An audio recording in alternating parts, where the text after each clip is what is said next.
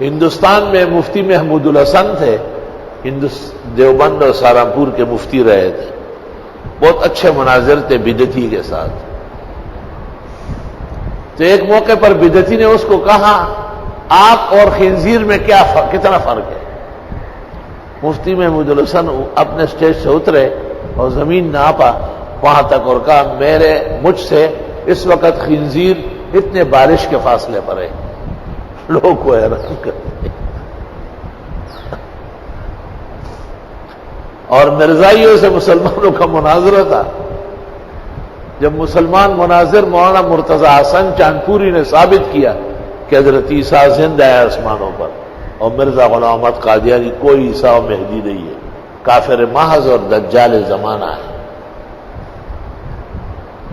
تو مرزائی مناظر نے کہا کہ حضرت عیسیٰ علیہ السلام جب آسمانوں میں ہیں تو کھاتے پیتے بھی ہیں، وہ تو بشر ہے۔ ہاں بالکل۔ کہا پھر وہ ہانکتے بھی ہیں، پیشاب پاخانہ کہاں کرتے ہیں؟ تو مولانا مرتضی حسن چاندپوری فوراً کھڑے ہوئے، کہا جگہ مجھے معلوم ہے لیکن مشکل ہے اسے کھولنا۔ مرزائیوں نے کہا ہماری ذمہ داری کہ غلام احمد قادیانی کی قبر کھولو، تمام عیسیٰ علیہ السلام کا پیشاب پاخانہ سیدھا وہیں آ رہا۔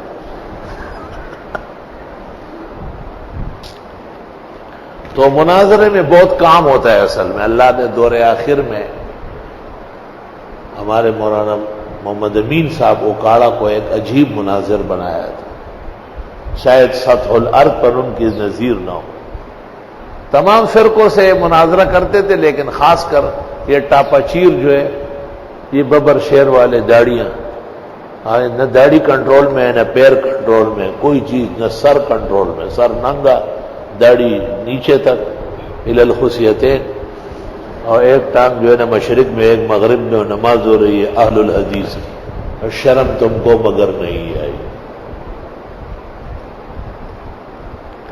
اللہ نے ان کو بڑا فاتحانہ شان دیا ہے۔ کاش کہ کوئی بصیر ذکی عالم مولانا کے صرف مناظرے اور گفتگو ان کے الفاظ میں اکٹھے کرے، وہ بہت شان و شوکت والی چیز ہے۔